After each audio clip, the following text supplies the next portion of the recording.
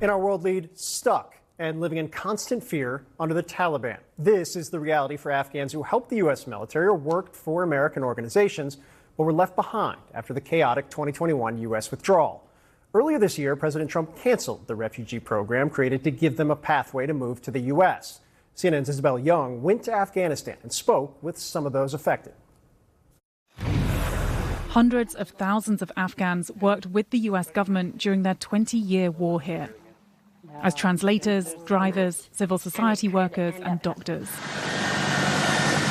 Following America's chaotic withdrawal under the Biden administration in 2021, the U.S. set up a refugee program that would provide a path for Afghans to move to the U.S., a lightning rod for many Republicans. The United States of America never, ever made a promise, written or unwritten, to the people of Afghanistan that if after 20 years they were unable to secure their own country, that we would take them to ours. When Trump returned to power this year, he cancelled refugee programs, dismantled the office dedicated to helping Afghans relocate, and barred them from entering the U.S. altogether.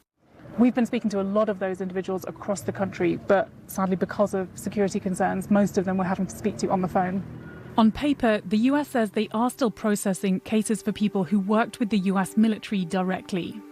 But many, like this man, are stuck in Afghanistan, living in fear. We've disguised his voice. I know that the Taliban is searching for me. I'm hiding. If I come outside freely, if they find me, I'm confident that they will poison me. They will torture me. They will kill me. Donald Trump become U.S. president. He signed the executive order and all our cases stopped.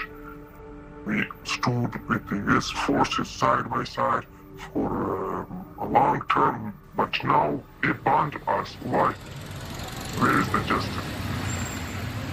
So we've been in touch with one woman who has agreed to meet with us. She says that it's very risky, that she risks running into the Taliban, she risks travelling by herself, and she's very scared. But she says it's worth it because she really needs to share her story. It's okay. As a doctor, this woman worked for American charities. With recent US aid cuts, she lost her job.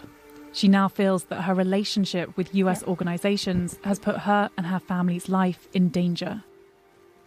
You're clearly terrified. You came here, you're shaking. Yeah. During that way, I saw many Taliban, and I'm very afraid from them. What is it like as a woman living in Afghanistan right now? The situation is very bad for the Afghan woman, and I don't have any job. Going to the bazaar, not going to the shopping, we can't, everything. Just we are in the home and we are afraid from every second of the life we are spent is very dangerous. Her communication with the State Department has stopped. The last email she got was in January, just days before Trump returned to the White House. How did you feel when you saw the news that Trump was cancelling these programs? All the night we are crying. It was very difficult to accept like this. You felt like this was your lifeline? Yes. It broke our heart. President Trump has said that he needs to protect the borders, that he needs this America First policy to ensure that it's not dangerous, that no one dangerous enters the US. No, I'm not agree with this. They broke his promise to Afghan women and Afghan girls. What does it feel like?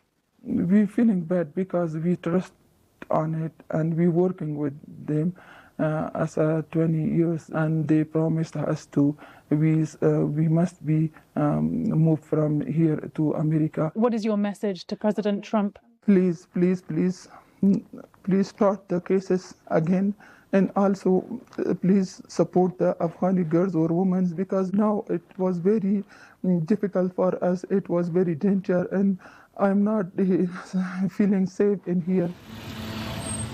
The US State Department told us they're unable to comment on individual cases or internal operations of refugee processing, and that the president is, quote, committed to helping those who helped us, but that their first priority is always the safety and security of the American people.